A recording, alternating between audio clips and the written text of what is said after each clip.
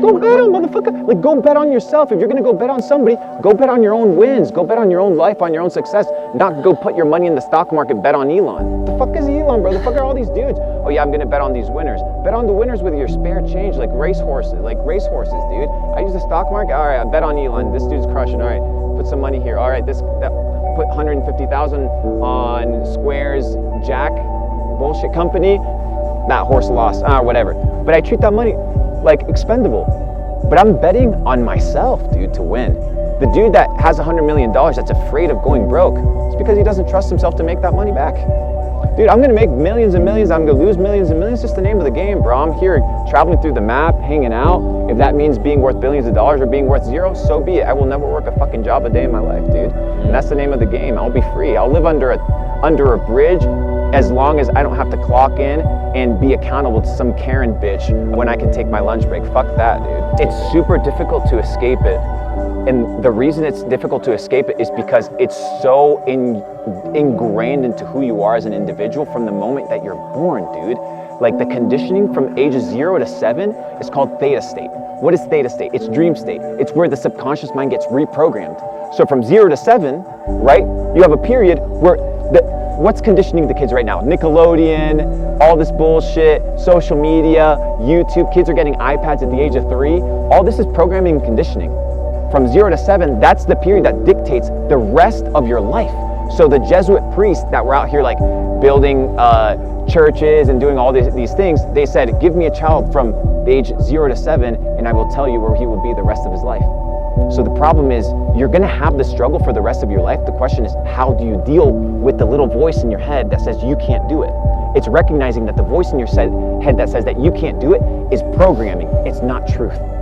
And it's so fucking hard. The truth is you can do it. If I want to control the world and I want to have slaves, then I need to control the source of information that they receive, because that source of information dictates reality. Your reality is based off of what the Google searches that you make. Like, dude, ChatGPT is just reading the internet and gathering the information from the internet and spitting it out. So the question is, what's the information that's on the internet?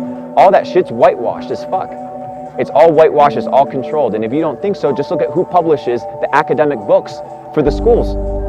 It's all the higher ups, dude. It's really interesting. So, and I'm not saying it's necessarily a terrible thing, because if you want a functioning society, you need to have people that work. You can't have people out here. You can't have 7 billion Belmar. Yeah, you just say it's not a thing. It won't work. Right? It's not. It doesn't activate that way. Like, I am playing the game because I have to play it, not because I want to play it. But there's people inside the rat race that can, within the rat race, create a plan to get out. The problem is not that right now you're working a 9 to 5, it's that you don't have a plan to get out of the 9 to 5. I did the 9 to 5, you did the 9 to 5. There's nothing wrong with the 9 to 5 as long as you know that you're stuck in the 9 to 5. As long as, one, you're not complaining. That's a big one, dude. People fucking oh, my job shit. Do you know how much negative attention and negative energies attached to you looking at your life and being like, oh, this is a shit job. Bro, you should be clocking into your job and becoming like the COO. Like, that should be your ambition. If you're gonna go into a company, go all in. But the problem is people are mediocre in their education. They're mediocre in their 9 to 5 job. They're mediocre with their fitness. They're mediocre with their spirituality. They're mediocre with basically every area of your life, and they want a non-mediocre, extraordinary life. It's not gonna work. So if you want to fix the mind, we talk about mind control and limiting beliefs, you need to understand that it's possible, and it's possible if you will it into existence. Plan, execute, and iterate. So develop a plan. What do I want to do? What are the skill sets that I have? Because if I have nothing, doesn't mean you don't have anything. It means you have yourself, right? So what are the assets that I have? I may not have assets in like hard assets like cash or connections, but what assets do I have? What am I good at, right? And you need to start at that basis point. That's the first thing I would do. The second thing is connections and relationships.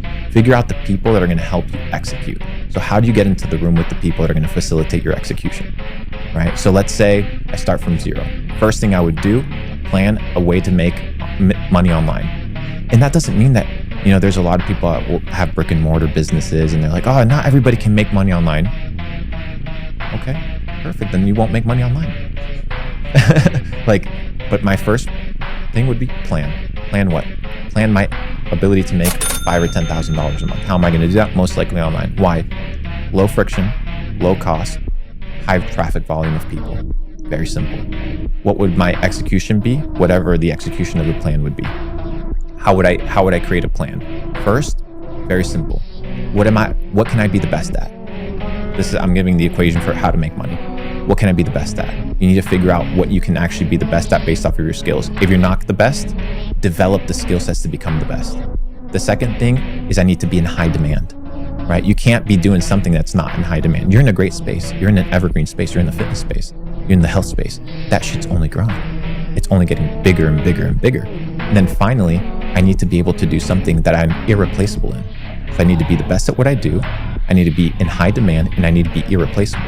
You look at all these guys that got fired from Amazon, Facebook, Google. Why? Replaceable. So if you want to make money, right? Make a plan to make money. Figure out how you can be the best at what you do, how you can be irreplaceable, and figure out how you can be in high demand. Then execute on that plan. What does that mean? You need to develop a business plan. If you don't know how to develop a business plan, look it up. Very simple. And execute on it. That means you said, I haven't missed a week in 14 years training. Same thing it should be with business. Right? I'm not going to miss a single deadline of everything that I told myself I was going to do. And finally, iterate. Go back, look at the business plan, figure out what can I do better, and implement that change. And that's the cycle, brother. If I talk to a ton of people, a lot of the reasons they do what they do is because there's repercussions in their real life if they don't abide. Yeah.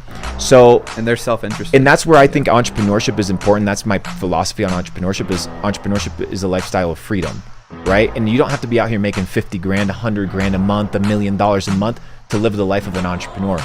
But fuck you if I want to do something and I can't do it because you're going to fire me, right? Because that's not freedom. I can never. Exactly. But most people have fear, and the fear is built up in the system, right? Where is it built up? The fear of failure. As soon as you're a kid, you're not encouraged to fail. Yeah. You're reprimanded, you get an F. Dude, imagine calling a child a failure. It makes no sense. It's absolutely ridiculous. So every time in their life, they're conditioned that if they don't listen and obey the rules, they're failures. So what happens if they're about to break out of the mold and go work their own company, build their own? Dude, the pressure is massive, but that's all conditioning. But imagine the school system was now based on like a Renaissance artistic self-development, pursue your highest potential kind of Greek ecosystem. Now you're conditioning society to operate that way. But you know, there was I think his name was Yuri.